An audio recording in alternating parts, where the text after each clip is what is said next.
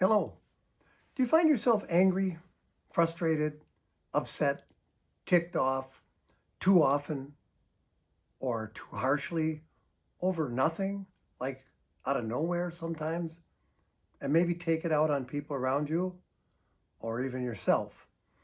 If so, this video is going to be really helpful to you. I am a psychotherapist with over 4 decades of experience working with anger management and all kinds of emotional issues. And I'm going to show you 4 things today to do that you can take for steps to deal with your anger. My name is Bill Klatte, and I'm here to help you if I can. I will say next week I'm going to do a similar video, but it will be for the partner or friend or relative of a person with a lot of anger. And if you're that person in the category of having an angry person around you, this video today will also be really helpful. So let's get started right away.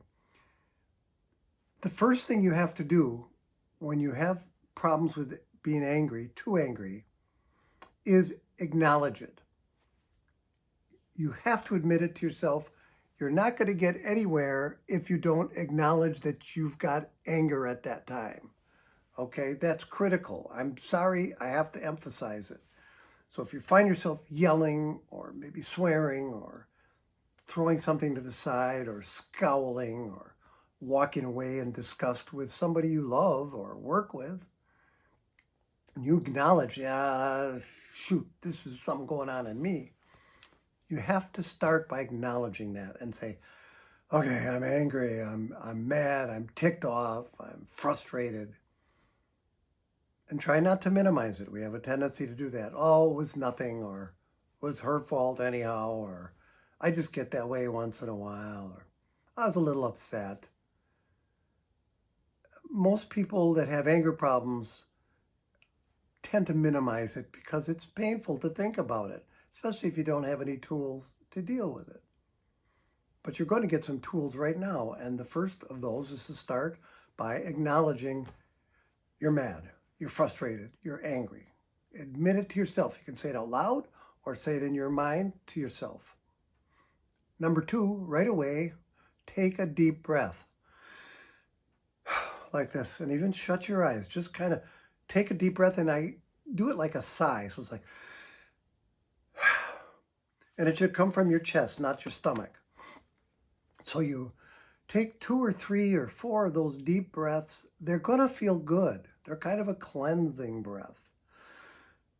The mind and the body are closely connected. And when you take those deep breaths, you relax your mind a little bit also. So that's number 2. Number 3 is choose to analyze this more objectively. Think about what just happened. Oh yeah, well, I threw this pencil because I couldn't find a paper I wanted.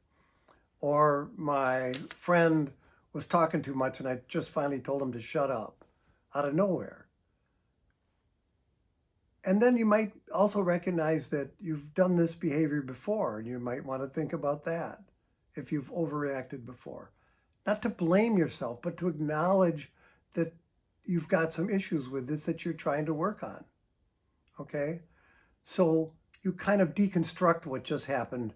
And many times you're going to find, especially if you were taking some deep breaths, that you kind of overreacted. So what you can do then is just remember that you acknowledged it, reevaluate what happened, take those deep breaths, by the way, anytime you want, and then get involved in something else. Writing, maybe you'll journal, or taking a break from the project you're in. Don't try to fix that thing right now if you're in the middle of fixing something. Don't try to finish a conversation if you're in the middle of that. Go to something else so you have a chance to calm down.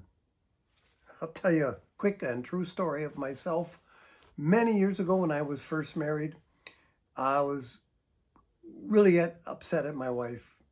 We were arguing a lot, and her family was there, which was not convenient, but true. And her brother, older brother, was a pretty good guy, was there. And so he heard us arguing, and I went for a walk, like I went for a long walk, like hour and a half, 2 hours, just walking and outside around the block. And I came back and I was still mad. And the brother wisely said to me, you know, Bill, it's good to go for a walk, but you're supposed to come back calmer. I'm like, oh yeah. So it's not just walk, ruminating how terrible my life is and how much it's her fault. It was to do number 3, more objectively look through what happened and talk myself down to get calmer. And that's just really critical. So then you just kind of let time pass.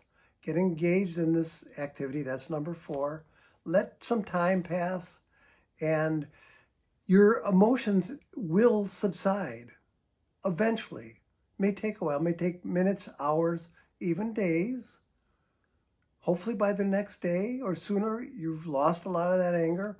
And then you're in a position where maybe if you want, you can even talk with your friend or spouse or partner or whoever you were angry with. So those are my suggestions. Come back next week and we will be doing part 2, which is dealing with the person dealing with the angry person. Thanks so much for joining.